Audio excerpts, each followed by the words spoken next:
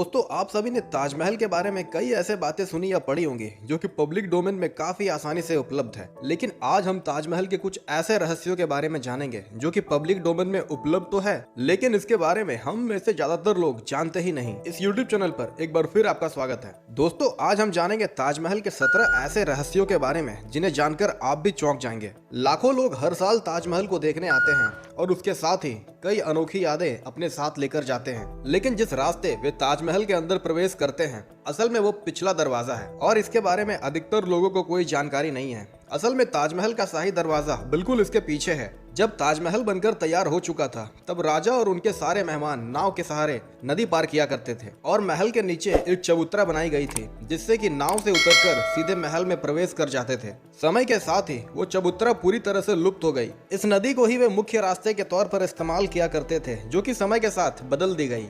कुतुब मीनार को भारत की सबसे ऊंची मीनारों में रखा गया है, जो कि कहीं ना कहीं हमें सच भी लगती है, क्योंकि इसकी ऊंचाई और कई ऐसी खूबियां हैं जिन्हें देख हमारा दिमाग प्रश्न उत्पन्न करना ही बंद कर देता है। लेकिन असल में जब कुतुब मीनार की ऊंचाई ताजमहल के साथ आंकी गई तो सारे तथ्य खुद ही धराशायी होते पाए जाते हैं, क्योंकि ताजमहल की ऊंचाई कुतुब मीनार से ज्यादा पाई गई। कुतुब मीनार की ऊंचाई 72.5 मीटर है, जबकि ताजमहल की 73 मीटर। दोस्तों, ऊंचे और अनोखे बिल्डिंग्स को बनाने में काफी ज्यादा खर्चे होते हैं, फिर चाहे वो समय हो या फिर पैसा। लेकिन ताजमहल को बनाने में इन दोनों का ही भरपूर इस्तेमाल किया गया। इस महल को पूरी तरह से तैयार होने में 20 वर्षों का समय लगा और अगर बात करें इसमें खर्चे जाने वाले पैसों की, तो उस वक्त के हिसाब से 32 मिलियन रुपए खर्चे गए थे, जिन्हें अगर हम आज के रुपए में कन्वर्ट करते हैं तो $1 बिलियन की रकम बनती है। इंडियन रुपए में ये कुल 7,200 करोड़ रुपए हो जाती है। 7,200 करोड़ की रकम काफी बड़ी होती है। अगर हम एग्जाम्पल लें तो 72 नए वंदे भारत एक्सप्रेस खरीदे जा सकते हैं, जो कि बहुत ज्यादा है। इस बात से हम ये अंदाजा भी लगा सकते हैं कि ताजमहल पूरी होते ही राज्य का खजाना काफी कम हो चुका होगा। ताजमहल इकलौती ऐसी महल है जिसमें एक नहीं बल्कि कई तरह के पत्थरों का इस्तेमाल किया गया था। यही कारण है कि दूर से यह महल देखने में जितनी आकर्षक दिखाई देती है, सामने से ये उतनी ही खूबसूरत। बता दें कि यह महल मुख्य रूप से सफेद संगमरमर से बनी है, जिसे कि राजस्थान के माइन से मंगाया गया था। सफेद संगमरमर के ऊपर कई तरह के दूसरे दुर्लभ पत्थरों का इस्तेमाल किया गया था, जिनमें जेड क्रिस्टल को चाइना से मंगाया गया, लैपिस लेज़ी अफगानिस्तान से, तुर्कोइश पत्थरों को तिब्बत से लाया गया, जैस्पर नाम के पत्थर को पंजाब से मंगाया गया, सैफिर श्रीलंका से और कार्नेलियंस को अरब देशों से लाया गया था। सफेद संगमरमर में चिपकाई गई इन रंग बिरंगी पत्थरों ने मानो उस स्ट्रक्चर पर जान डाल दी हो। ये सारे पत्थर साइज में काफी छोटे हैं, लेकिन इन्हें काफी ज्यादा तादाद में लाया गया था। इसी कारण सिर्फ पत्थरों को आगरा लाने में 1000 हाथियों का इस्तेमाल किया गया था। लेकिन जैसा कि हम जानते हैं, हर अच्छी दिखने वाली चीजों पर एक एक दिन दीमक लग जाती है, और ऐसा ही कुछ ताजमहल के साथ हुआ। ताजमहल पर भी दीमक लग चुकी थी और उस दीमक का नाम था ब्रिटिश एम्पायर। हम सभी ये अच्छे से जानते हैं कि ब्रिटिश एम्पायर ने भारत को अंदर तक लूट लिया था, लेकिन 1857 के वक्त भी इन्होंने ताजमहल पर जड़े हुए सारे बेशकीमती पत्थरों को निकालकर ब्रिटेन ले गए। इससे ताजमहल को काफी नुकसान हुआ था। आज हम जिस ताजमहल को आगरा में देखते हैं, क्या हो अगर मैं आपसे ये बताऊं कि ये आगरा में नहीं बल्कि बुरहानपुर में बनने वाली थी,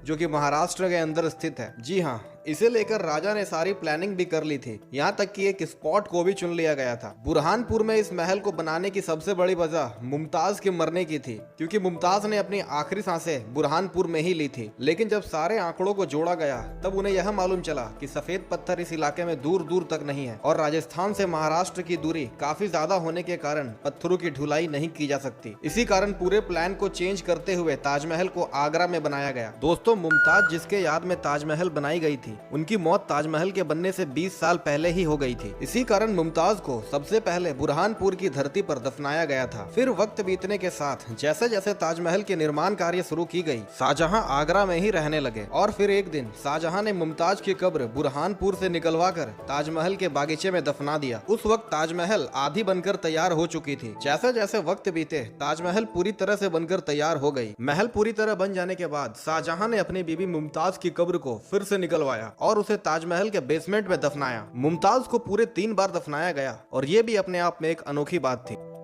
ताजमहल जिस धरती पर बनी है उसकी मिट्टी काफी भुरभुरी और कमजोर है, क्योंकि महल के बिल्कुल पास से यमुना नदी बहती है। बता दे कि इस तरह की मिट्टी पर भारी स्ट्रक्चर खड़ी नहीं रह सकती और कभी भी गिर सकती है। इससे निपटने को कारीगरों ने ताजमहल के नीचे 30 से 50 फीट के बहुत सारे कुएं बनवाए, जिसमें कि मलबे के साथ साथ आबनूस और मोहगनी की मोटे मोटे लकड़ियां डाली गई। इन लकड़ियों की यह खास बात है कि ये जितने नमी के पास होती हैं, इनकी मजबूती उतनी लंबे समय तक बरकरार रहती है। यमुना नदी बिल्कुल पास होने के कारण इन कुओं में नमी की कोई कमी नहीं होती और लकड़ियां अभी तक उतनी मजबूत हैं जितनी की लगाने के वक्त थी। लेकिन यमुना नदी की पानी का स्तर दिन प्रतिदिन कम होता जा रहा है। शायद यही कारण है कि 2010 के आसपास ताजमहल में कुछ दरारें देखी गई।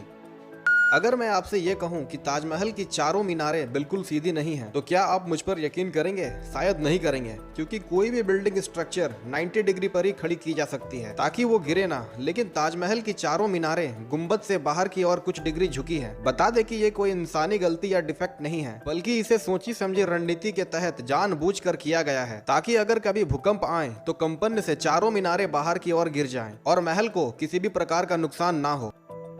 अगर ताजमहल के ठीक पीछे एक काले रंग की ताजमहल बना दी जाए तो यह दृश्य काफी रोमांचक भरा हो सकता था, या फिर ये कह लें कि होते होते रह गई। ताजमहल के पूरे होने के कुछ ही महीनों बाद शाहजहां के दिमाग में एक और काले रंग की ताजमहल बनाने को उठी, लेकिन जैसे ही उसके बेटे को ये बात पता चली, उसने फौरन तख्ता पलटकर अपने पिताजी को घर में नजरबंद कर दिया। शाहजहां के बेटे ने इस काम को इस कारण अंजाम दिया क्योंकि राज्य का खजाना पहले ही ताजमहल पर लगा दिया गया था, और अब अगर दूसरी बिल्डिंग बनाई जाती तो इससे राज्य की अर्थव्यवस्था पूरी तरह से चरमरा जाती।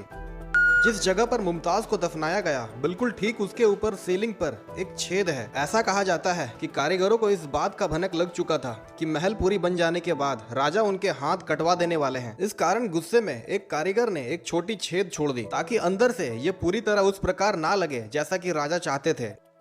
इस इमारत को बनाने में तकरीबन 22,000 इंसान और 1,000 हाथियों ने मिलकर काम किया था, जो कि सचमुच बहुत ही ज्यादा है।